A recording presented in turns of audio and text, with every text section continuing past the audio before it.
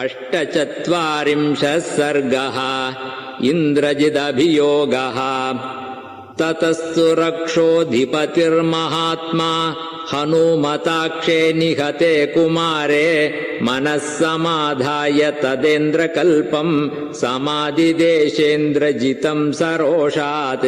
तमस्त्रविच्छस्त्रविदाम् वरिष्ठः सुरासुराणामपि शोकदाता सुरेषु सेन्द्रेषु च दृष्टकर्मा पितामहाराधनसञ्चितास्त्रः। तवास्त्रबलमासाद्य नासुरा नमरुद्गणाः न शेकुः समरे स्थातुम् सुरेश्वरसमाश्रिताः। न कश्चित्त्रिषु लोकेषु संयुगेन गतश्रमः भुजवीर्याभिगुप्तश्च तपसा चाभिरक्षितः। देशकालविभागज्ञः त्वमेव मतिसत्तमः न तेऽस्त्य शक्यम् समरेषु कर्मणा न तेऽस्त्य कार्यम् मतिपूर्वमन्त्रणे न सोऽस्ति कश्चित्त्रिषु संग्रहेषु वै न वेद यस्तेऽस्त्रबलम् बलम् च ते। ममानुरूपम् तपसो बलम् च ते पराक्रमश्चास्त्रबलम् च संयुगे न त्वाम् समासाद्य रणावमर्दे मनश्रमम् गच्छति निश्चितार्थम्। निहताः किङ्कराः सर्वे जम्बुमाली च राक्षसः अमात्यपुत्रा वीराश्च पञ्चसेनाग्रयायिनः बलानि सुसमृद्धानि शाश्वनागरथानि च। सहोदरस्ते दयितः कुमारोक्षश्च सूदितः न हि तेष्वेव मे सारो यस्त्वय्यरि निषूदना। इदम् हि दृष्ट्वा मतिमन्महद्बलम् कपे प्रभावम् च पराक्रमम् च त्वमात्मनश्चापि समीक्ष्य सारम् कुरुष्व वेगम् स्वबलानुरूपम्। बलावमर्दस्त्वयि सन्निकृष्टे यथा गते शाम्यति शान्तशत्रौ तथा समीक्ष्यात्मबलम् परम् च समारभस्वास्त्रविदाम् वरिष्ठ। न वीरसेना गणशोच्यवन्ती न वज्रमादाय विशालसारम् न मारुतस्यास्य गतिप्रमाणम् न चाग्निकल्पकरणेन हन्तुम्। तमेवमर्थम् प्रसमीक्ष्य सम्यक् स्वकर्म साम्याद्धि समाहितात्मा स्मरंश्च दिव्यम् धनुषोऽस्त्रवीर्यम् प्रजाक्षतम् कर्म समारभस्व। न खल्विदम् मतिश्रेष्ठा यत्त्वाम् सम्प्रेषयाम्यहम् इयम् च राजधर्माणाम् क्षत्रस्य च मतिर्मता। नानाशस्त्रैश्च संग्रामे वैशारद्यमरिन्दमा अवश्यमेव बोद्धव्यम् काम्यश्च विजयो रणे। ततः पितुस्तद्वचनम् निशम्य प्रदक्षिणम् दक्षसुतप्रभावः चकार भर्तार महीनसत्त्वो रणाय वीरप्रतिपन्नबुद्धिः। ततस्तैः स्वगणैरिष्टैः इन्द्रजित् प्रतिपूजितः युद्धोद्धतकृतोत्साहः सङ्ग्रामम् प्रत्यपद्यत। श्रीमान् पद्मपलासाक्षो राक्षसाधिपते सुतः निर्जगाम महातेजाः समुद्र इव पर्वसु। सपक्षिराजा निलतुल्यवेगैः व्यालैश्चतुर्भिः सिततीक्ष्णदंष्ट्रैः रथम् समायुक्तमसङ्गवेगम् समारुरोहेन्द्रजिदिन्द्रकल्पः। सरथी धन्विनाम् श्रेष्ठः शस्त्रज्ञोऽस्त्रविदाम् वरः रथेनाभिययौ क्षिप्रम् हनूमान् यत्र सोऽभवत्। स तस्य रथनिर्घोषम् ज्यास्वनम् कार्मुकस्य च निशम्य हरिवीरोऽसौ सम्प्रहृष्टतरोऽभवत्। सुमहच्चापमादाय शितशल्यांश्च सायकान् हनुमन्तमभिप्रेत्य जगामरणपण्डितः। तस्मिंस्ततः संयति जातहर्षे रणाय निर्गच्छति बाणपाणौ दिशश्च सर्वाः कलुषा बभूवुः मृगाश्च रौद्रा बहुधा विनेदुः समागतास्तत्र तु नागयक्षा महर्षयश्चक्रचराश्च सिद्धाः नभः समावृत्य च पक्षिसङ्घा विनेदुरुच्चैः परमप्रहृष्टाः आयान्तं सरथं दृष्ट्वा तूर्णमिन्द्रजितं कपिः विननादमहानादं व्यवर्धत च वेगवान् इन्द्रजित्तु रथं दिव्यम् आस्थितश्चित्रकार्मुकः धनुर्विस्फारयामास ततिजूर्जितनिस्वनम् ततः समेतावति तीक्ष्णवेगौ महाबलौ तोरणनिर्विशङ्कौ कपिश्च रक्षोऽधिपतेश्च पुत्रः सुरासुरेन्द्राविव बद्धवैरौ स तस्य वीरस्य महारथस्य धनुष्मतः संयति सम्मतस्य शरप्रवेगं व्यहनत् प्रवृद्धः चचारमार्गे पितुरप्रमेयः ततः शरानायत तीक्ष्णशल्यान् सुपत्रिणः काञ्चन चित्रपुङ्खान् मुमोच वीरः परवीरहन्ता सुसंनतान् वज्रनिपातवेगान् स तस्य तुस्यन्दन निस्वनं च मृदङ्गभेरीपटहस्वनं च विकृष्यमाणस्य च कार्मुकस्य निशम्य घोषं पुनरुत्पपात शरणामन्तरेष्वासु व्यवर्तत महाकपिः हरिस्तस्याभिलक्ष्यस्य मोहयल्लक्ष्यसंग्रहम्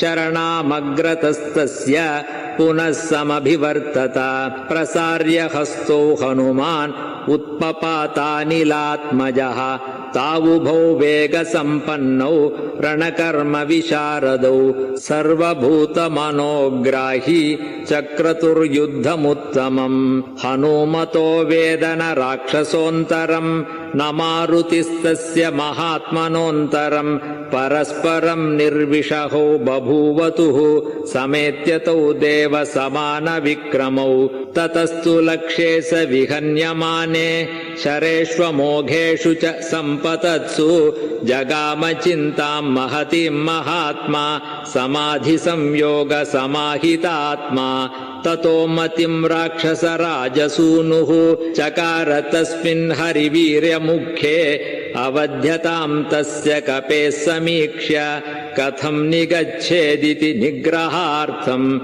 ततः पैतामहं वीरः सोऽस्त्रमस्त्रविदाम्बरः सन्दधे सुमहातेजाः तं हरिप्रवरं प्रति अवध्योऽयमिति ज्ञात्वा तमस्त्रेणास्त्रतत्त्ववित् निजग्राह महाबाहुः मारुतात्मजमिन्द्रजित् तेन बद्धस्ततोऽस्त्रेण राक्षसेन स वानरः अभवन्निर्विचेष्टश्च पपात च महीतले ततोत बुद्ध्वा स तदस्त्रबन्धम् प्रभो प्रभावात् विगतात्मवेगः पितामहानुग्रहमात्मनश्च विचिन्तयामास हरिप्रवीरः ततः स्वायम्भुवैर्मन्त्रैः ब्रह्मास्त्रमभिमन्त्रितम् हनूमांश्चिन्तयामास वरदानम् पितामहात् न मेऽस्य बन्धस्य च शक्तिरस्ति